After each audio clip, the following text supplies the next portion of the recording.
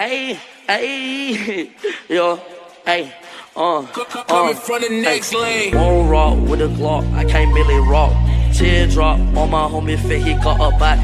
No DM, I'm her MCM on Instagram. My skin peanut butter color, inside whip is really jet. Yeah, won't rock with a Glock, I can't really rock. Teardrop on my homie fit, he got a body. No DM, I'm her MCM. And today, we picked a topic that isn't discussed often. Why aren't you improving at Fortnite? If we take a look at the average player, they seem to hit a point where they believe they can't get better. I'm here to tell you, whoever sold you that was lying. Every pro player knows it. Improvement is a feat that everyone needs. We've compiled a video with the top 5 reasons you aren't getting better at Fortnite. So let's dive right in.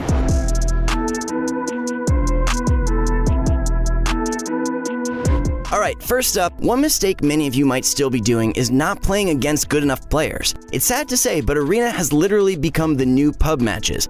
In order to really improve at the game, you need to play against better players, because how can you improve when you fight the same type of players over and over? If you're a casual player, you need to fight good players. If you're a good player, you need to fight pro players. Putting yourself against higher skilled enemies pushes yourself to the limits. The sheer shock and panic you'll experience are exactly what you need to get better. It's a scientific fact that the more you do something, the more you adapt to it. If you go about fighting the same baddies over and over, you won't get any better. It's very easy to get caught up in fun pub matches. Slaying bots and all can be very fun at times, but this isn't the way to get better, especially if you're looking to go competitive. Arena matches nowadays are very subpar when it comes to improving your gameplay due to most players W keying and you don't get stacked endgame lobbies. Fortunately, there are a variety of Fortnite Customs Discords which host competitive stacked lobbies that offer good practice for those who really want to take it to the next level.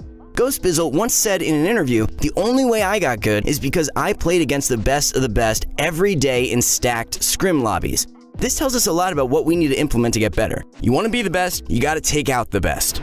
Moving on to our next subject, we have tunnel visioning. One of the worst habits casuals and sometimes even pro players have is tunnel visioning. Now, I know this is just a buzzword at this point, but let me tell you, it's a very real thing. This very standardized form of pushing an enemy and disregarding everything else, whether it be surroundings, your loadout, and the material count, is the worst way to go.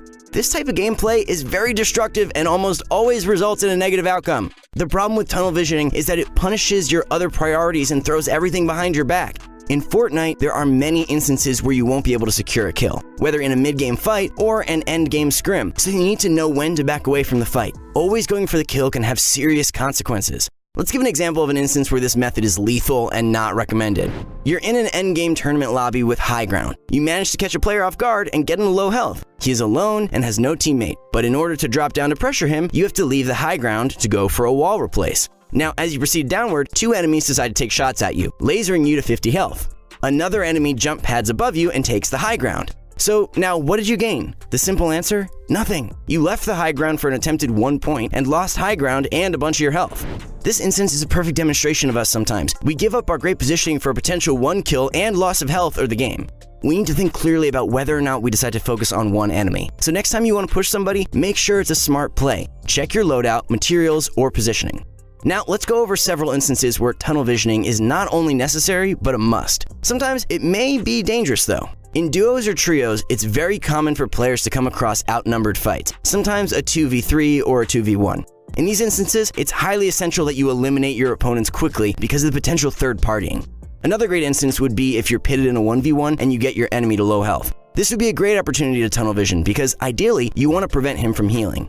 The last instance is when you're low on materials or need some ammunition. Many times in late game rotates, we run dry on materials or ammo. This warrants some W key fashion and style. So the only instance when you should really be tunnel visioning is when a kill is absolutely necessary, such as when you need to secure a kill in a 2v1 or when you need materials or items desperately. Every situation should be gauged differently, but when you have a solid loadout, good positioning, you should not be tunnel visioning for a kill, especially when you can risk dying. The next and really big mistake is making plays based off an impulse. This is quite similar to tunnel visioning, except can apply to a broader range of actions. Sometimes we decide to go for a play that makes no sense at all, simply because we feel the urge to. I'm sure you've all made a foolish move and said afterwards, "Damn, I can't believe I did that." It's a mutual feeling, trust me, we can all relate. The question is, how do we change or fix that? And it's really quite simple. We need to properly think things through before doing them. Instead of going for loot in a dangerous spot, how about not going for it? Instead of pushing for high ground when you don't have gliders or many materials, don't. What it all comes down to is making moves effectively and not based on impulsiveness. I can't name every situation you get into, but I'm hoping by now you guys get the point. It's very easy to get frustrated and angry over a death that shouldn't have happened. And yes, you're right, it shouldn't have happened. But the only reason why it did is that impulsive plays always result in negative consequences. If I down an enemy and decide to go for the materials, even though the storm is rotating inwards and end up dying, that's purely my fault for making the wrong decision. Fortnite really comes down to decision making over mechanical skill. And that brings us to our next concept on how to effectively combat impulsiveness with decision making. One of the best ways to offset mechanical skill and the flashy building is with effective game sense. It's so much easier to get an advantageous angle on an unsuspecting enemy and laser him, rather than engage him in a full-fledged one-on-one build fight. I mean, everyone needs to know this in order to become the menacing pro player that you have the potential to be. You're going to have to make smart decisions. Here's a solid example of how Cease makes a smart move by dropping down and playing the Storm Circle. He doesn't win, but ends up getting a lot of kills in the process. You guys play your life, play your life. Cracked him below. Cease, that's all you, dude. Yeah, play placement, Cease. Okay. Only 10 people alive, dude. Easy placement. Yeah. Nice.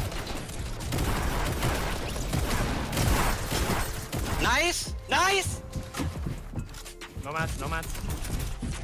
Finish him under you. Nice. You're full HP. Nice! 50 mats. 50 mats. Yeah, you gotta reload and go up. Tank storm. Alright. Probably dead. Whatever. Good game, we got second! Now, we aren't going to go as in-depth as we have on several other videos posted about this subject, but the main goal is to always take notice of your surroundings: weapon loadout, material count, and storm. If you use these 4 facets, you'll have no deal making smarter decisions. Now, let's head over to our next topic. Alright, the 4th topic is a combination of tilting and mentality. If you want a brief overview of tilting, check this out.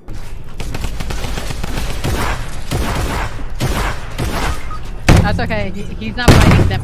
I can't stress enough how damaging this is to the psyche. All good players know when you get angry at any given moment, all of your next moves will be impulsive, rash, and made out of frustration and anger.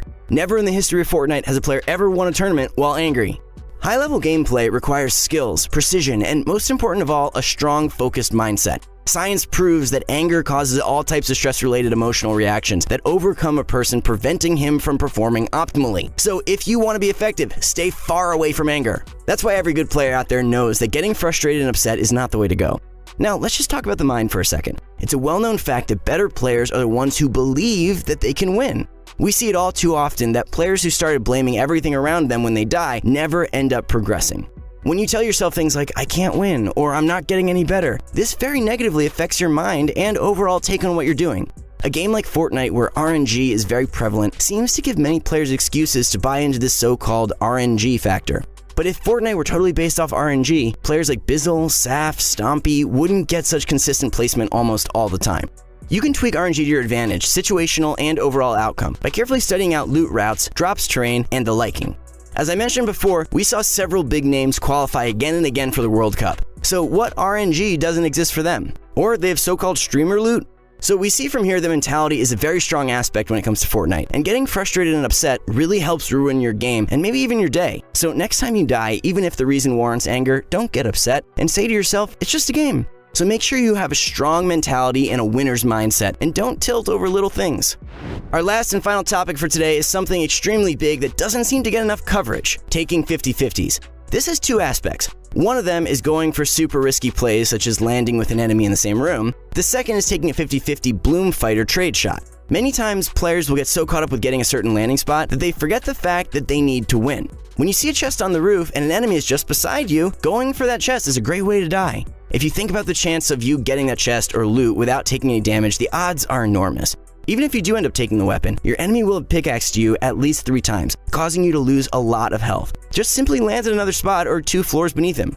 Other than pubs, if you've ever watched Tfue, he never goes for 50-50 landings unless he knows he's going to get there first. But then again, it's not 50-50, it's 100-0. If he's gonna miss the landing, he knows where else he can land to get decent loot. That's why in our previous video, we discussed how important it is to get to know your drop spots. The next factor is trade shots. When an enemy peeks, it's usually easy to predict where to pre-aim. That's why you don't want to let the enemy know where you're going to shoot from. The big mistake is people taking 50-50 AR bloom fights. Unless you've gotten most of the damage off firsthand, don't take the risk. Get a better angle or trick the opponent into losing track of you. So that's why these bloom fights are never worth it, ever. 9 out of 10 times, taking a 50-50 landing or 50-50 bloom fight will result in you losing a lot of health. If you simply gave yourself better positioning or used buildings to confuse the enemy, it could have been avoided. So next time, don't take super risky drops or plays. I promise it will pay off.